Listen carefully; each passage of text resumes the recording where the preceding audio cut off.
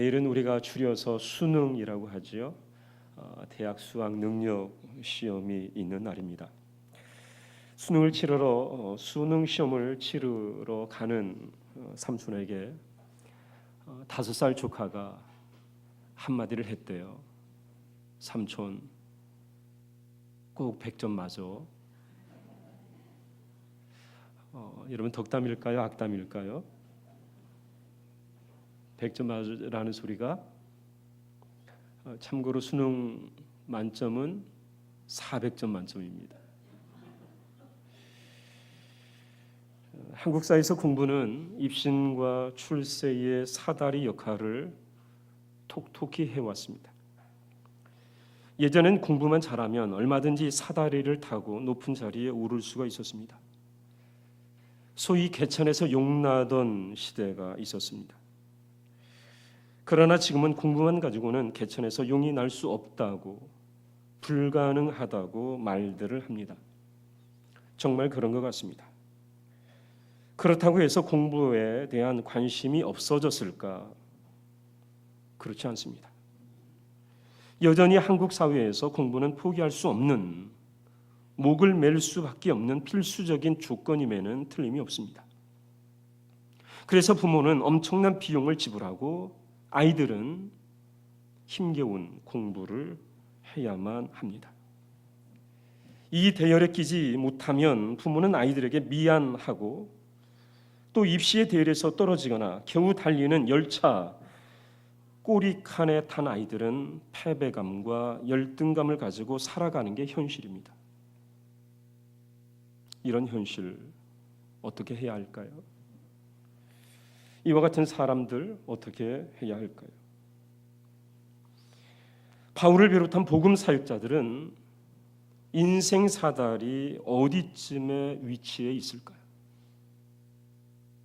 여러분은 어떻습니까? 여러분의 인생의 사다리 어디쯤에 자리하고 계십니까? 데살로니가 교회 성도들은 어땠을까? 분명한 것은 이들이 입신이나 출세나 성공과는 거리가 먼 사람들이었다는 것입니다. 좋은 환경과 여건 속에서 좋은 음식 먹고 값비싼 옷 입고 안정된 삶을 살지 않았다는 것입니다. 이들에게는 박해가 있었습니다. 핍박이 있었습니다. 쫓기며 도망다니는 삶을 살았습니다. 이리저리 요동치는 삶을 살았습니다. 세상의 기준으로 본다면 낙오자들이며 인생 열차에 오르지도 못한 사람들이라는 것입니다. 어떻게 해야 할까요? 바울이 디모데를 데살로니가로 파송을 합니다. 왜 바울은 데살로니가로 디모데를 파송했을까? 이유가 있겠죠. 첫 번째 이유는 데살로니가 교회 성도들을 굳게 세우기 위해서였습니다. 굳게 세운다는 말은 신앙의 기초를 확인하고 단단히 다진다는 말입니다. 두 번째 이유가 있습니다. 두 번째 이유는 위로하기 위해서였습니다. 우리는 지난 시간에 첫 번째 이유에 대해서 묵상을 했습니다. 믿음의 사람들에게 가장 중요한 것은 신앙의 기초를 단단히 하는 것이다 라는 것을 우리가 묵상을 했습니다. 교회 공동체와 성도들이 흔들리고 무너지고 세상의 지탄거리가 되는 이유는 바른 신앙의 기초 위에 세워지지 않았기 때문입니다. 진리의 말씀 위에 세워지지 않았기 때문에 인간의 욕심이나 탐욕을 이기지도 못하고 버리지도 못하고 세상을 거슬러서 거룩하게 살지도 못하고 교회라고 하는 간판만 가지고 있을 뿐 하나님의 교회가 되지 않았다는 데 이유가 있습니다. 어떻게 해야 할까요?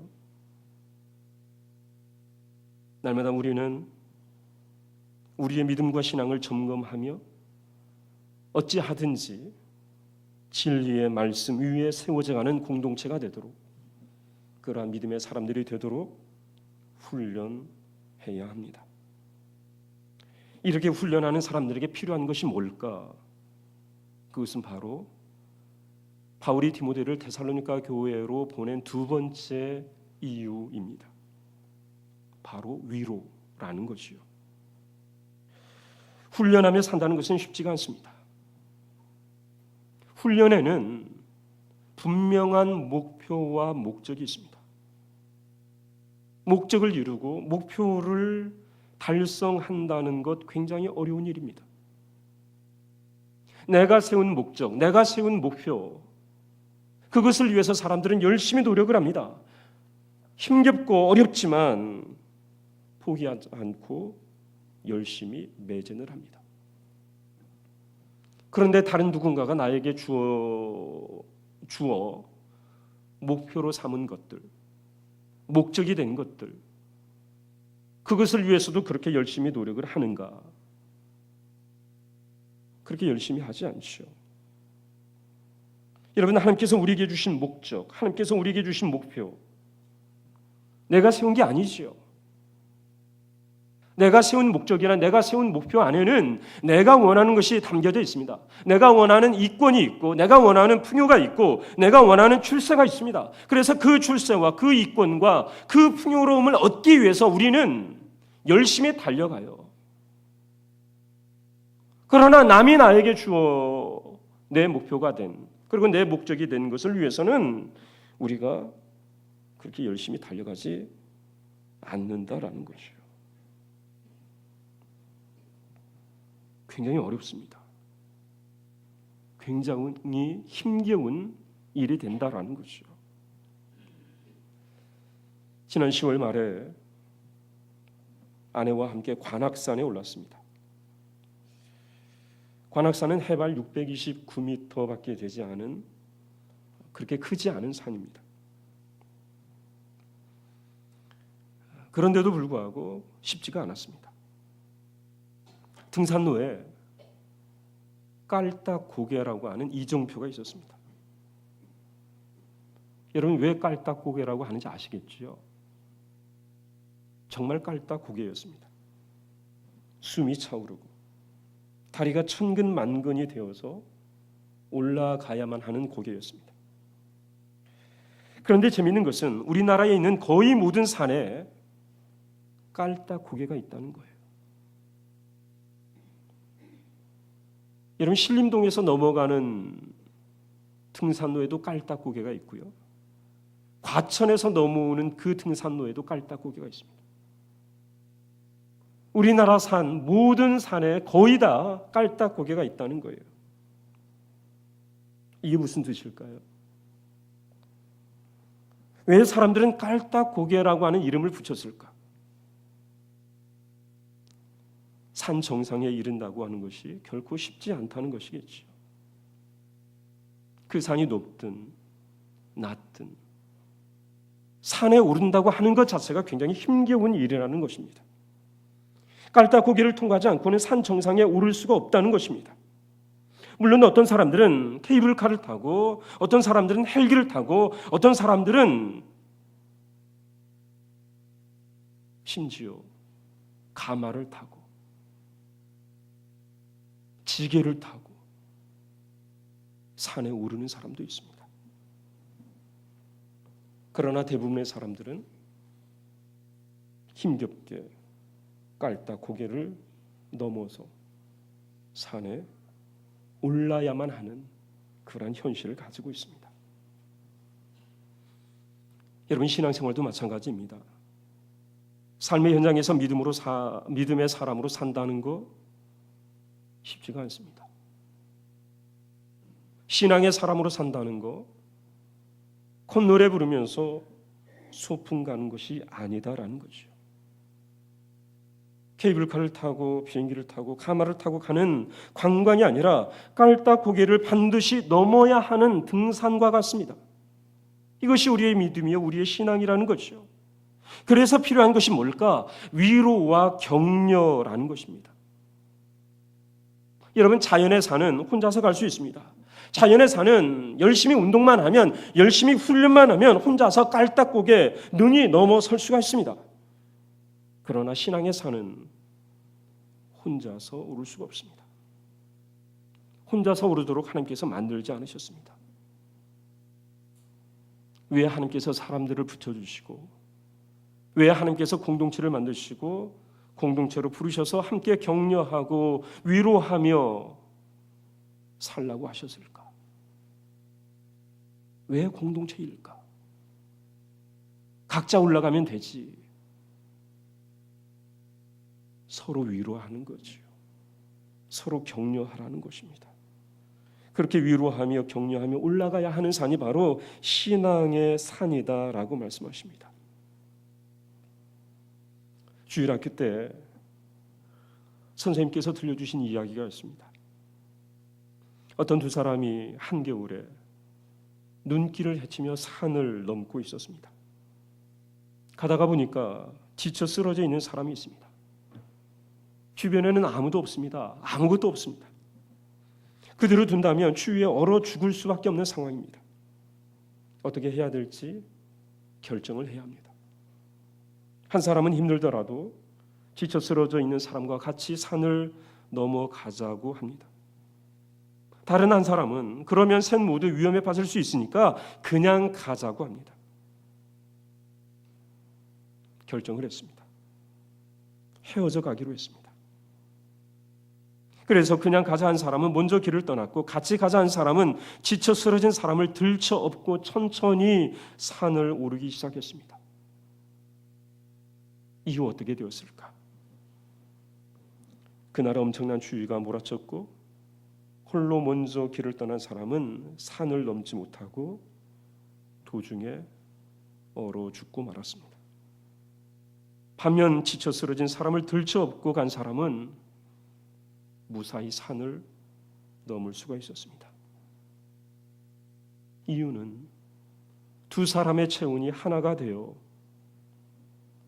그 산을 넘는데 오히려 도움이 되었다라는 이야기였습니다.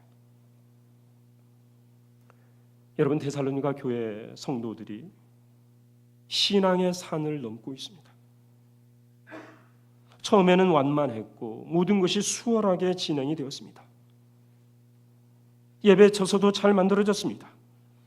예수를 영접하는 사람들도 늘어만 갔습니다. 이렇게만 간다면 교회가 부흥하고 성장할 것이다 라고 하는 생각을 하기도 했을 것입니다.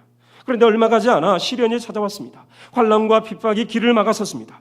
환난과 핍박 앞에서 사람들이 흔들리기 시작했습니다. 뒤돌아서야 할지, 포기해야 할지, 아니면 계속 나아가야 할지. 소문에 듣자 하니까 바울과 복음 사역자들도 환난과 핍박을 피해서 도망을 쳤다는데 과연 우리가 계속해서 교회를 섬겨야 될지 갈등하고 있었습니다. 여러분, 어떻게 해야 할까요? 깔딱고개입니다. 깔딱고개 앞에 데살로니가 교회 성도들이 당도했습니다. 이러한 상황에서 바울은 디모데를 보내서 데살로니가 교회 성도들을 위로합니다.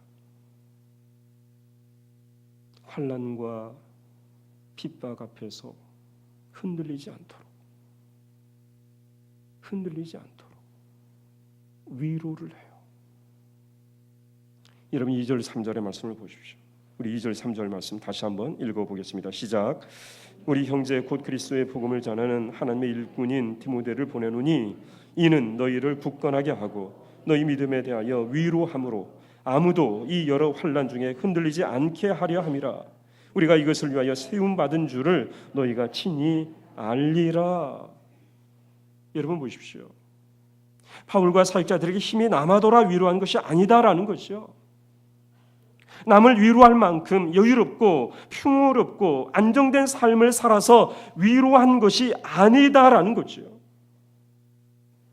여러분 7절의 말씀을 한번 보십시오. 우리 7절의 말씀을 다시 한번 읽어보겠습니다. 시작. 이러므로 형제들아 우리가 모든 궁핍과 환난 가운데서 너희 믿음으로 말미암아 너희에게 위로를 받았노라. 여러분 보십시오. 7절 상반절만 놓고 본다면 바울과 사역자들에게도 궁핍이 있었습니다. 환난이 있었습니다. 지금 바울과 복음 사역자들이 궁핍과 환난의 한 중심에 있었는데 그러한 한 중심에서도 데살로니가 교회와 성도들을 위로하고 있다는 것입니다. 어쩌면 위로를 받아야 할 사람들이 도리어 위로를 하고 있는 형국입니다. 여러분 그렇습니다. 이것이 바로 하나님의 위로와 격려입니다. 여러분 생각해 보십시오. 세상의 위로는 어떻습니까? 보통의 사람들이 생각하는 격려와 위로는 많이 가진 사람들이 없는 사람들에게 베푸는 적선이나 동정이 위로요 격려입니다. 봉투를 주고 바구니를 주고 병원에 데려가고 일자리를 알아봐주고 어려운 사정 이야기를 들어주는 것이 세상적인 위로와 격려입니다. 물론 이것도 위로와 격려를 할 수 있습니다. 그러나 이러한 모든 것들이 하나님의 위로와 격려로 연결되지 않으면 이러한 위로와 격려는 일시적이고 일회적인 이벤트에 머물기가 쉽다라는 것입니다. 오히려 그것을 받는 사람들에게 더 큰 허전함과 열등감과 패배감을 가져다 주기가 쉽습니다. 화려한 옷 사주고 등산장비 사주고 올라가라고 깔딱고기 넘어서 연두대까지 올라가라 하지만 올라갈 수 없을 뿐더러 그런 상황 자체가 더 힘겹고 자괴감이 들고 서글픈 일이 된다라는 거죠. 여러분 하나님의 위로는 하나님께서 주시는 격려는 함께 올라가는 것입니다. 등산복 사주고 장비 사주고 올라가면 멋진 풍경을 볼 수 있을 것이니 올라가라고 재촉하는 것이 아니라 함께 올라가는 것입니다. 함께 올라가면서 손잡아주고 등 밀어주고 끌어주고 기다려주고 배낭도 대신 메어주면서 함께 올라가는 것이 바로 하나님께서 주시는 위로다라는 것입니다. 여러분 등산화가 아니면 어떻습니까? 등산복이 아니면 어떻습니까? 우리나라 사람들은 등산을 하면 전문가 수준의 옷과 장비를 갖추고 올라간대지요. 여러분 관악산 운동화 신고 올라가도 충분히 올라가요. 등산화 신지 않아도 돼요. 집에서 입던 체육복 입고 올라가도 전혀 문제 없습니다.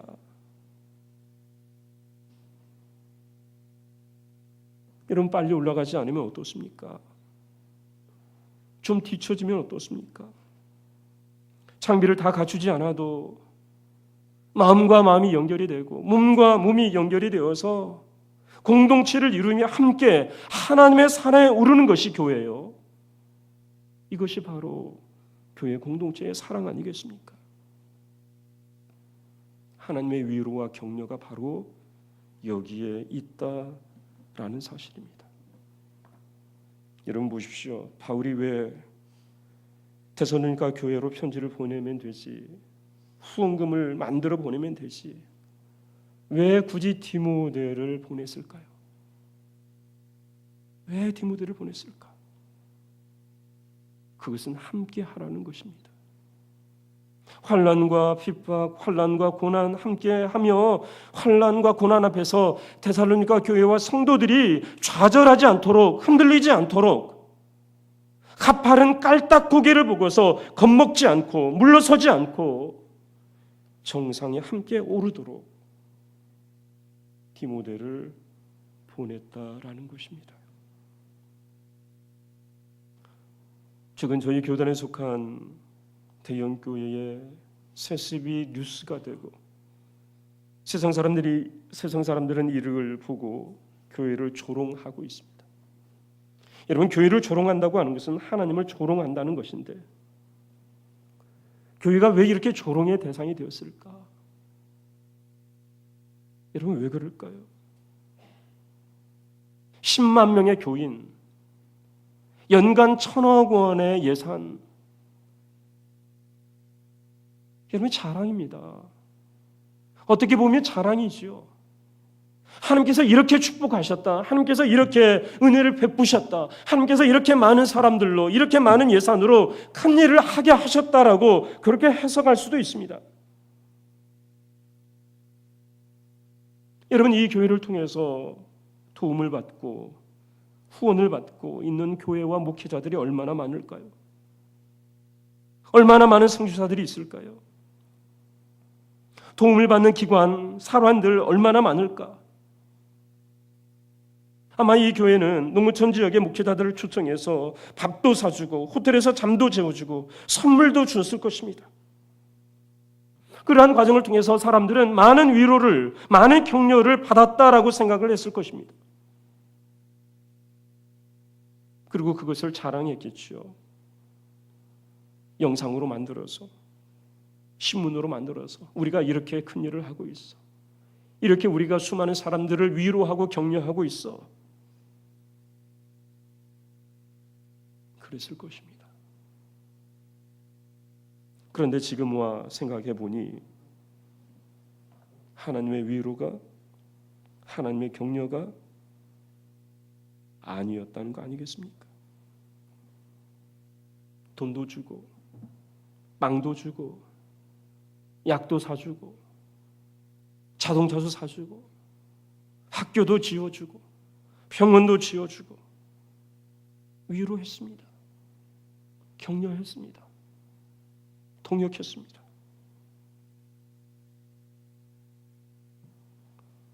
그러나 그 위로와 격려가 하나님의 위로와 하나님의 격려로 연결이 되지 않습니다. 하나님의 말씀에 근거하지 않는 것이었습니다. 지금 명성교회로부터 후원을 받은 교회와 목회자들, 선교사들은 무슨 생각을 하고 있을까요? 아마도 소식을 다 들었을 것인데 아마 그런 고민을 하고 있지 않을까 싶습니다. 과연 계속해서 후원을 받아야 할까? 계속해서 후원을 받아야 될까? 계속해서 도움을 받아야 될까?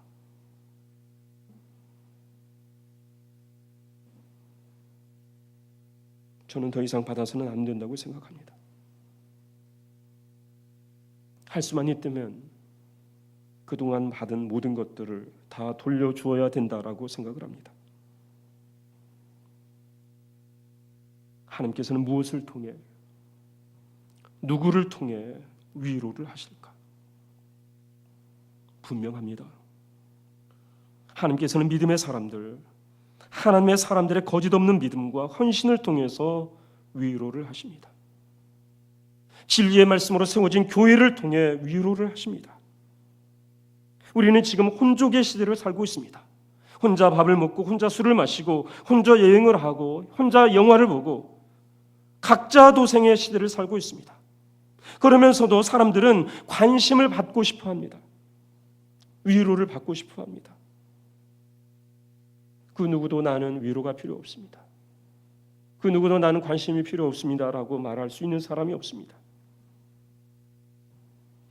그러다 보니까 엉뚱한 곳에서 위로를 받죠.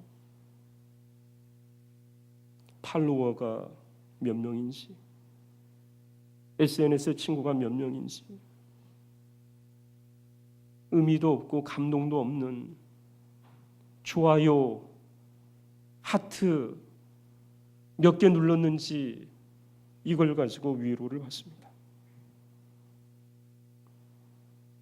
하나님의 교회가 아무리 많은 예산으로 후원을 하고 아무리 많은 사람들이 돕는 일에 동참한다 할지라도 그것이 하나님의 방법이 아니라면 그 안에 하나님의 뜻이 담겨져 있지 않다면 인간의 위로일 수밖에 없습니다. 마치 영혼 없는 공무원들의 형식적인 위로나 노래방 도우미들의 위로와 무슨 차이가 있겠습니까? 이단 사이비 교회도 사회봉사를 합니다. 구황원을 짓고 시설을 찾아가고 선물도 주고 밥도 해주고 빨래도 해줍니다.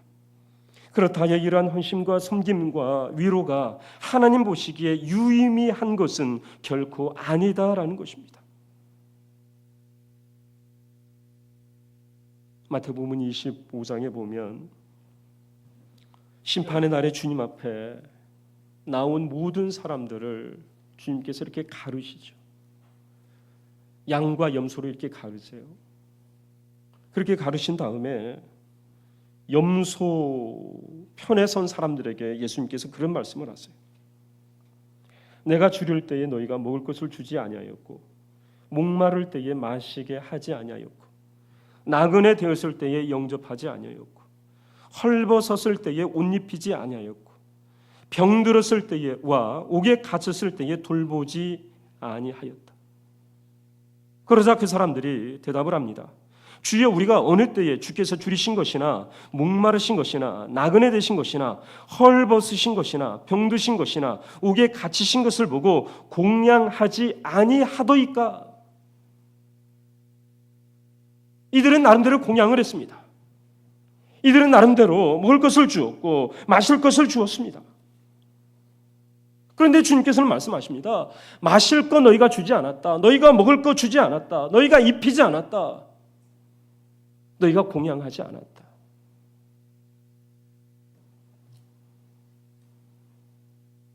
여러분, 연말이 되면 직장에 다니는 사람들은 연말 정산을 합니다. 1년 동안 얼마를 벌었고 얼마의 세금을 냈고 또 얼마나 더 많은 세금을 냈는지 아니면 덜 냈는지에 따라서 세금을 더 내기도 하고 거슬러 받기도 하죠. 또 직장에서는 자신이 1년 동안 얼마나 회사에 기여했는지에 따라서 점수를 받게 되어 있습니다. 여러분, 우리가 하나님 앞에서 점수를 받아들 때가 오지 않을까 그런 생각을 해봐요. 2017년 나는 하나님 앞에 어떤 점수를 받을 수 있을까? 나는 어떤 평가를 받을 수 있을까? 나는 열심히 한다고 했는데, 나는 열심히 헌신한다고 했는데, 나는 열심히 공개한다고 했는데, 나는 열심히 먹인다고 했는데, 나는 열심히 위로하고 격려한다고 했는데 과연 그것이 하나님께서 인정하는 것이냐라는 거죠. 나는 100점이라고 생각을 하는데 하나님께서 나에게 빵점 점수를 준다면 어떻게 할까? 낙제다 라고 말씀하시면 어떻게 할까?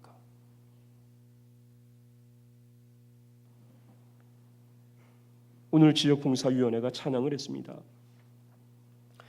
오래전부터 신림교회가 여러 모양으로 지역사회를 섬기고 있습니다.